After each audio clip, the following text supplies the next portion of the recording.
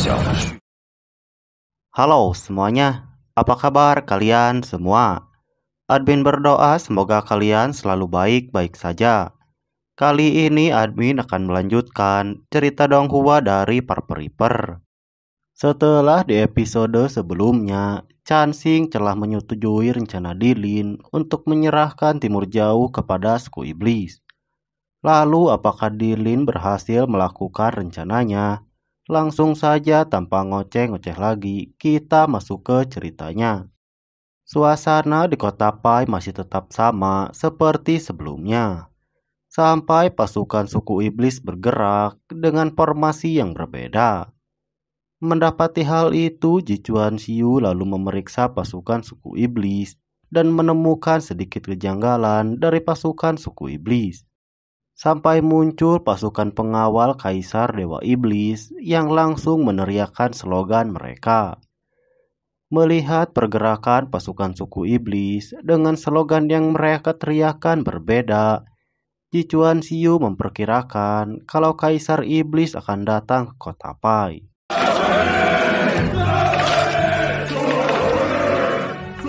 Mendengar perkiraan Jichuan Xiu, membuat Luo Jie dan Bacuan menjadi kaget. Bahkan juga dengan Sterling yang berada di sampingnya. Baru saja Jichuan Xiu selesai berbicara, rombongan Kaisar Dewa Iblis pun datang, yang didampingi oleh Kadun dan Kalan, dengan para jenderal yang dibawanya. Prajurit suku iblis juga langsung menunduk dan memberi hormat sebelum akhirnya kereta Kaisar Dewa Iblis pun berhenti. Di sisi lain, Jichuan Xiu dan beberapa prajuritnya berteriak dan mengolok-ngolok Kaisar Dewa Iblis. Jelas saja hal itu membuat para jenderalnya menjadi kesal kepada Jichuan Xiu dan kawan-kawan. Akan tetapi Kaisar Dewa Iblis masih tetap tenang sebelum akhirnya dia berdiri dan mengusap cincinnya. Dia juga menekan pasukan manusia dengan kekuatan internalnya, yang mana hal itu membuat pasukan pusat dan Kemsiu menjadi kesakitan dengan nafas yang dikeluarkan oleh Kaisar Dewa Iblis.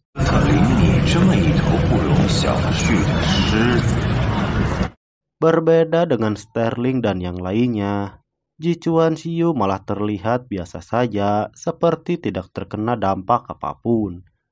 Dia juga langsung membantu Sterling untuk berdiri.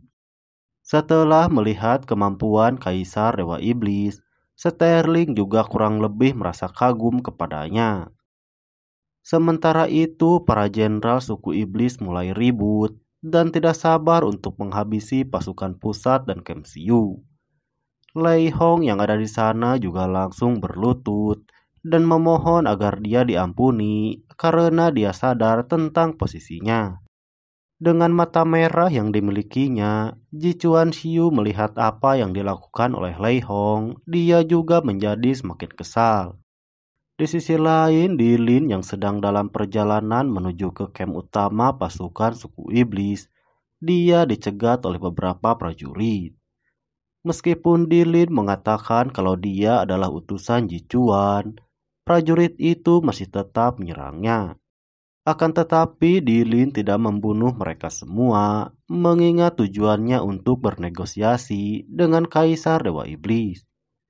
Sampai Heisa datang dan menyuruh prajuritnya untuk berhenti lalu menemui Dilin.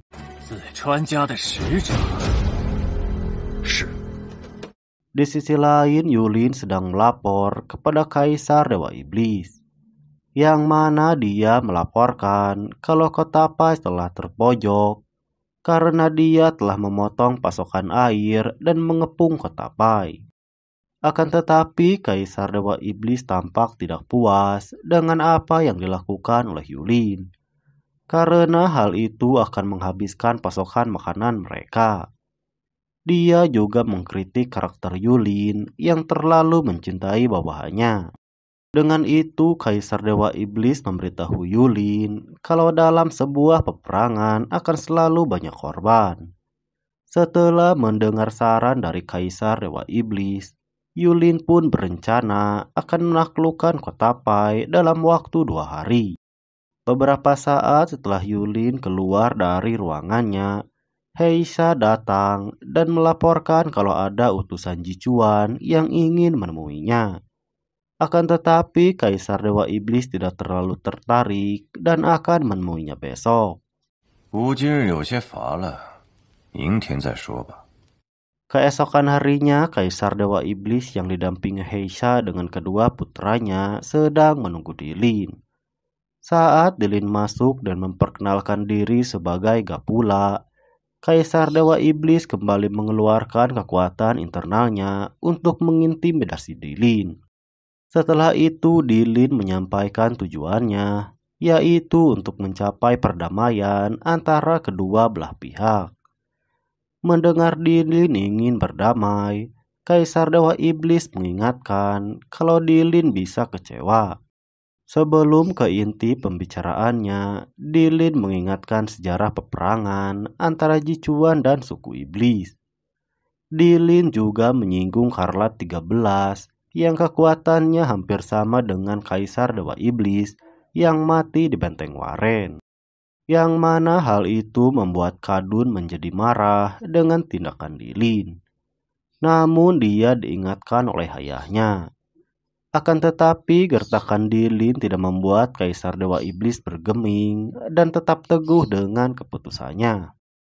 Melihat situasi yang tidak berubah, baru kemudian Dilin masuk ke inti negosiasinya dan mengeluarkan surat penyerahan dari Chansing sambil mengatakan kalau Kaisar Dewa Iblis menarik pasukannya, dia akan memberikan seluruh Timur Jauh kepadanya. Akan tetapi Dilin juga punya permintaan agar Kaisar Dewa Iblis membiarkan pasukan pusat dan Kemsiu untuk pergi dari kota Pai. Namun Kaisar Dewa Iblis tidak mau menerima negosiasi dari Dilin karena dia akan mendapatkan Timur Jauh dengan tangannya sendiri.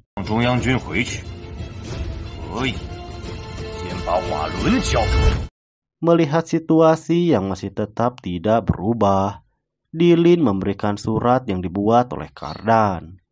Setelah membaca surat dari Kardan, Kaisar Dewa Iblis lalu meminta semua orang keluar kecuali dia dan Dilin.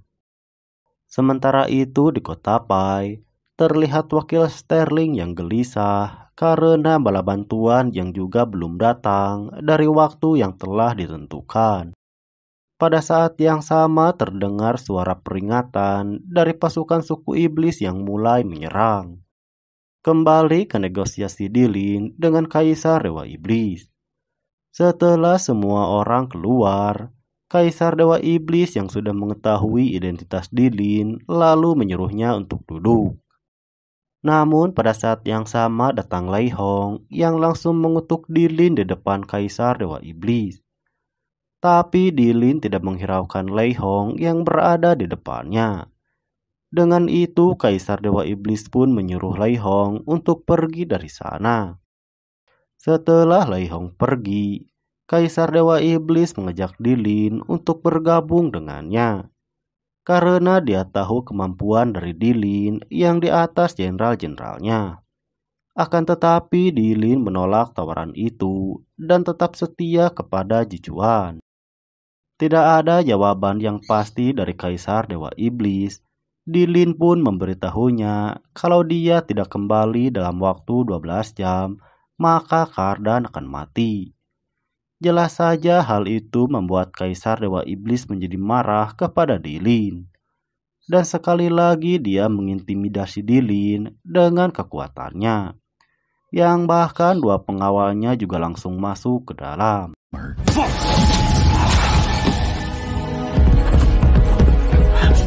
Sampai akhirnya Kaisar Dewa Iblis pun menyetujui semua permintaan dari Dilin. Dia juga akan melepaskan pasukan pusat dan Kemsiu yang berada di kota Pai. Dilin juga meminta agar pasukan Jichuan dilepaskan terlebih dahulu. Karena posisi Jichuan yang berada di bawah pasukan suku iblis. Dengan itu Kaisar Dewa Iblis juga menyetujui hal ini dan dia juga berjanji kepada Dilin. Setelah itu, Dilin keluar dari kamp pasukan suku iblis sampai tiba di bawah sebuah pohon, yang kemudian dia mengeluarkan darah dari mulutnya, karena dia telah menahan intimidasi kekuatan internal Kaisar Dewa Iblis. Tapi dia juga terlihat senang karena berhasil menyelamatkan Ji Chuanxiu dan Sterling, yang kemudian Dilin dan Heisha menandatangani surat perjanjian perdamaian yang masing-masing ditemani oleh satu prajurit, sampai tercapainya satu kesepakatan di antara kedua belah pihak. 不过阿兄，斯特林，大哥总算没有食言。 Akan tetapi setelah itu cerita pun berakhir. Lalu apa yang akan terjadi selanjutnya? Saksikan kelanjutannya di part berikutnya. Dan pastinya hanya di channel ini ya sob. Nah, segitu dulu alur cerita per episode kali ini. Jangan lupa tinggalkan bacotan kalian kolom komentar agar channel ini bisa terus berkembang. Dan sampai jumpa di video selanjutnya.